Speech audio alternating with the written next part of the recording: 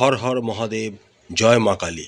রাশি অধিপতি বৃহস্পতি সপ্তমভাবে মার্গী, চতুর্থে শনি মঙ্গলের ২০ যোগ, ষষ্ঠে স্বগৃহে শুক্র, পঞ্চমে উচ্চস্থ রবি। কেমন যাবে আগামী এপ্রিল মাসটি ধনু রাশি ও ধনু লগ্নের জাতক জাতিকাদের, সেই সম্পর্কে আমরা এই ভিডিওটিতে বিস্তারিত আলোচনা করব। প্রথমেই দেখে নেওয়া যাক কর্মভাবের দিকটা। আপনাদের রাশি ও লগ্নের সাপেক্ষে দশম ভাবের অধিপতি হলেন বুধ। এপ্রিল মাসের 10 তারিখ পর্যন্ত বুধ আপনাদের তৃতীয় ভাব অর্থাৎ কমিউনিকেশন নেটওয়ার্কিংয়ের জায়গায় রাহুযুক্ত অবস্থায় কুম্ভ রাশিতে অবস্থান করবেন। রাহুযুক্ত থাকার জন্য বুধ এই সময় আপনাদের কিছু মিসকমিউনিকেশন, আপনাদের যেখানে কর্মরত রয়েছেন আপনাদের কলিগসদের সাথে, বসেদের সাথে একটা হওয়ার সম্ভাবনা কিন্তু দেখা যাচ্ছে।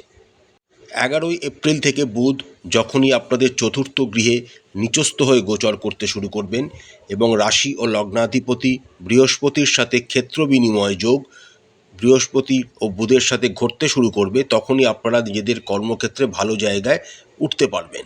যদিও বুধ যেহেতু এই সময় শনি মঙ্গলের ২০ যোগের মধ্যে আক্রান্ত থাকবেন, তাই আপনাদের কিন্তু অনেক বাধা অতিক্রম করেই নিজেদের কর্মের জায়গাটাকে এক চূড়ায় পৌঁছে নিয়ে যেতে হবে। এপ্রিল মাসের শেষের দিকে আপনারা যথেষ্ট উন্নতি করতে পারবেন। 29শে এপ্রিল বুধ যখনই আপনাদের পঞ্চম গৃহে গোচর করে যাবেন, তখন থেকেই আপনাদের পঞ্চমভাবে রবি ও বুধের বুধাদিত্য যোগ সৃষ্টি হবে এবং আপনারা প্রমোশনের দোরগোড়ায় এসে পৌঁছবেন। এমনকি কোনো বড় জায়গায় প্রমোশন হওয়ার সম্ভাবনাও কিন্তু দেখা যাচ্ছে। যারা ব্যবসা করেন তাদের জন্য তুলনামূলকভাবে এপ্রিল মাসটি যথেষ্ট শুভ। বুধ আপনাদের কমিউনিকেশন স্থানে অবস্থান করবেন এপ্রিল মাসের প্রথম 10 দিন, এবং বুধ যেহেতু কালপুরুষের রাশিচক্রেরও তৃতীয় ভাবের অধিপতি, তাই আপনারা ব্যবসায় যোগাযোগ বা কমিউনিকেশনের দিক থেকে মোটামুটি শুভ ফলই পাবেন। বুধ যখনই চতুর্থভাবে গোচর করে যাবেন এবং আপনাদের সপ্তমভাবে অবস্থিত বৃহস্পতির সাথে তার একটি স্থান বিনিময় যোগ তৈরি হবে, তখন বড় বড় কিছু কন্ট্রাক্ট বা অফার আপনারা নিজেদের বুদ্ধিমত্তা দিয়ে নিজেদের ব্যবসার জন্য জোগাড় করে নিতে সক্ষম হবেন। 18ই এপ্রিলের পর আপনাদের ব্যবসার অগ্রগতি দারুণভাবে ঘটতে কিন্তু দেখা যাচ্ছে। ব্যবসা আপনারা এই সময় বড় ধরনের ইনভেস্ট করতে পারেন বা ব্যবসা অগ্রগতির জন্য কোনো অন্য জায়গাতেও ব্যবসা নতুন করে শুরু করতে পারেন। সময়টা যথেষ্ট অনুকূল। অর্থনৈতিক দিকটার কথা বললে এপ্রিল মাসের শুরুটা কিন্তু আপনাদের যথেষ্ট ভালো হবে।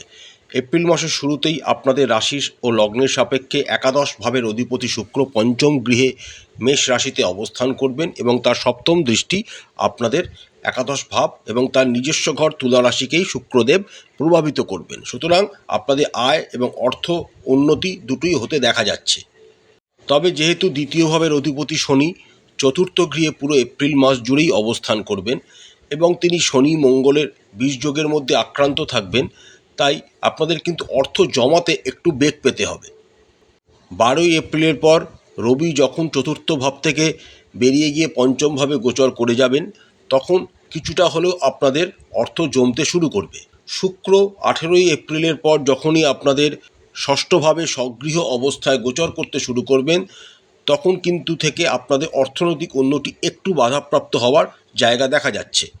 কিন্তু যেহেতু শুক্র এখানে নিজের ঘরেই অবস্থান করবেন, তাই সমস্ত প্রতিদ্বন্দ্বীরা কিন্তু এই সময় আপনাদের কাছে পরাজিত হবে। সুতরাং ভয় পাওয়ার কোনো কারণ নেই। অর্থনৈতিক দিক থেকে এবং রোজগারের দিক থেকে আগামী এপ্রিল মাসটি যথেষ্ট শুভ। তবে অর্থ জমানোর দিক থেকে আপনাদের একটু সতর্ক থাকতে হবে, চেষ্টা করতে হবে আগে একটা ফিনান্সিয়াল প্ল্যানিং তৈরি করে নেওয়ার, না হলে কিন্তু অর্থ ব্যয় হতে পারে, অর্থ ব্যয় হওয়ার যোগ দেখা যাচ্ছে। বিশেষ করে পারিবারিক কোনো বিষয়ে অর্থ ব্যয় হওয়ার যোগ কিন্তু প্রবল। যারা share market, commodities market, mutual ফান্ডে ইনভেস্ট করতে চান, তারা এপ্রিল মাসের শেষের দিকটাতে সময়টাকে কাজে লাগাতে পারেন। সময়টা যথেষ্ট শুভ। সম্পত্তি ক্রয় করার জন্য এখন সময়টা শুভ নয়, আপনাদের আরও কিছুদিন ওয়েট করতে হবে। স্বাস্থ্যের দিক থেকে আগামী এপ্রিল মাসটি আপনাদের মোটামুটি বেশ শুভ, কারণ রাশি ও লগ্নাধিপতি বৃহস্পতি আপনাদের সপ্তমভাবে অবস্থান করছেন এবং তার সপ্তম দৃষ্টি আপনাদের রাশি ও লগ্নকে প্রভাবিত করছে। সুতরাং সময়টা যথেষ্ট শুভ। শারীরিক দিক থেকে তেমন কোনো ঝামেলা ঝঞ্ঝাট আপনাদের পোহাতে হবে না। কেবল এপ্রিল মাসের প্রথম 10 দিন যখন বুধ ও রাহু আপনাদের তৃতীয়ভাবে অবস্থান করবেন, তখন মাথার যন্ত্রণা, সাইনাসের প্রবলেম, সর্দি কাশি ইত্যাদি কিন্তু আপনাদের বিরক্ত করতে পারে।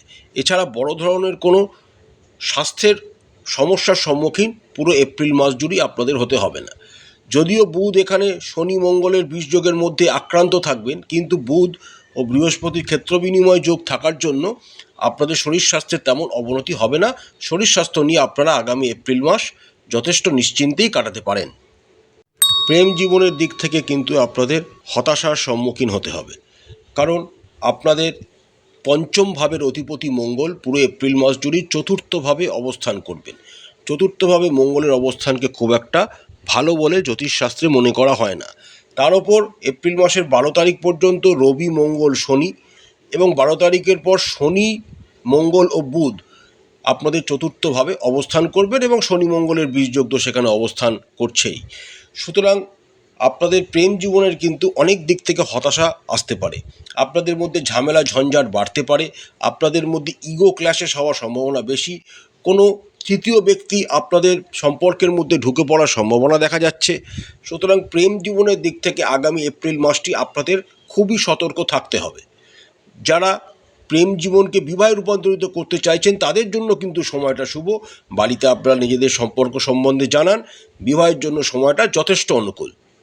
যে সমস্ত ধনু রাশি ও ধনু লগ্নের জাতক জাতিকারা বিবাহিত, তাদের এপ্রিল মাসের প্রথম 10 দিন বাদে মোটামুটি সময়টা যথেষ্ট শুভ। এপ্রিল মাসের প্রথম 10 দিন কিছু ভুলভ্রান্তি আপনাদের জীবনসঙ্গীর সাথে এই সময় ঘটতে পারে। যেহেতু সপ্তম ভাবের অধিপতি বুধ রাহুযুক্ত অবস্থায় তৃতীয়ভাবে অবস্থান করছেন, তাই কমিউনিকেশন বা যোগাযোগের কোনো রকম সমস্যা একে অপরের মধ্যে হওয়ার জন্য কিছু ছোটোখাটো ঝামেলা ঝঞ্ঝাট হওয়ার বা সম্মুখীন আপনারা হওয়ার সম্ভাবনা কিন্তু দেখা যাচ্ছে। যখনই বুধ আপনাদের চতুর্থভাবে নিচস্থ হয়ে মীন রাশিতে গোচর করতে শুরু করবেন এবং বুধ ও বৃহস্পতির অর্থাৎ চতুর্থপতি ও সপ্তমপতির একটি ক্ষেত্র বিনিময় যোগ তৈরি হবে, সঙ্গে সঙ্গে আপনাদের কিন্তু বিবাহিত জীবন ভালো হতে শুরু করবে। তার সাথে বৃহস্পতির সপ্তম দৃষ্টি আপনাদের রাশি ও লগ্নের ওপর থাকছে এবং সপ্তমভাবে বৃহস্পতিকে জ্যোতিষশাস্ত্রে খুবই শুভ বলে গণ্য করা হয়েছে। সুতরাং দাম্পত্য জীবনের বিষয়ে আপনাদের আগামী এপ্রিল মাসটি যথেষ্ট শুভ। বিশেষ করে এপ্রিল মাসের শেষের দিকটা আপনাদের জন্য খুবই শুভ। এই সময় যারা নতুন বিবাহ করেছেন তারা কনসিভ করার জন্য চেষ্টা করতে পারেন, সময়টা যথেষ্ট অনুকূল। এছাড়া আপনারা কোনো ভালো জায়গায় লাক্সারিয়াস প্লেসেও ঘুরতে যাওয়ার একটা প্রবল সম্ভাবনা কিন্তু দেখা যাচ্ছে। পারিবারিক দিক থেকেও আগামী এপ্রিল মাসটি আপনাদের শুভ মিলিয়ে কাটবে, কারণ চতুর্থভাবে শনি মঙ্গলের বীজযোগ, তার উপর দ্বিতীয় ভাবের অধিপতিও শনি, তিনিও বীজযোগে আক্রান্ত।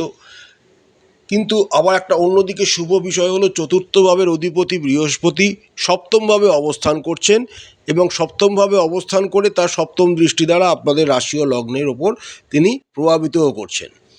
সুতরাং একটা শুভ বা মিশ্রিত ফলাফল আগামী এপ্রিল মাসে আপনারা পেতে চলেছেন।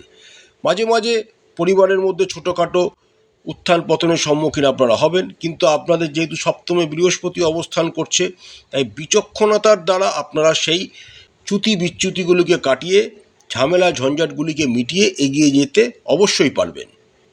মায়ের শরীর স্বাস্থ্যের দিকে এপ্রিল মাসের প্রথম দিকটাতে চিন্তা থাকলেও ধীরে ধীরে তাদের স্বাস্থ্যের উন্নতি ঘটবে। পিতার শরীর স্বাস্থ্যেরও এপ্রিল মাসের প্রথম দিকটাতে একটু সতর্ক থাকতে হবে, তারপর তারও শরীর স্বাস্থ্যের উন্নতি ঘটবে, কারণ রবি উচ্চ হয়ে আপনাদের 12 তারিখের পর পঞ্চমভাবে গোচর করতে শুরু করবেন এবং আপনার সাথে খুব ভালো সম্পর্ক তখন গড়ে উঠবে।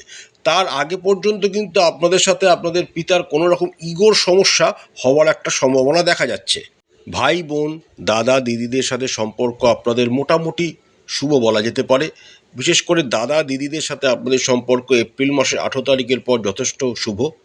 বন্ধু বান্ধবদের থেকে মোটামুটি আপনারা হেল্প আশা করতে পারেন, তারা মাঝে মধ্যেই আপনাদের পাশে দাঁড়াবে এবং আপনাদের সাথে তাদের সুসম্পর্কও থাকবে।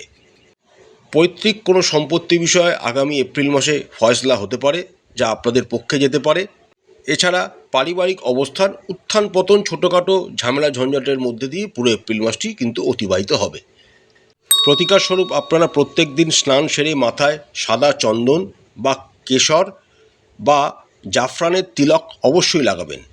প্রতিদিন স্নান সেরে দেবগুরু বৃহস্পতির বীজ মন্ত্র 108 বার করে জপ করবেন।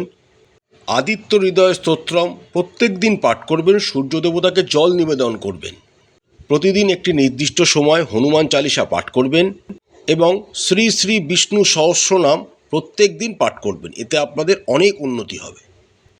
আশা করছি আগামী এপ্রিল মাসটি প্রত্যেক ধনু রাশি ও ধনু লগ্নের জাতক জাতিকাদের খুব ভালো কাটবে। মা কালী আপনাদের মঙ্গল করুন, আপনাদের সমস্ত মনস্কামনা ও মনের ইচ্ছা মা কালী পূরণ করুন।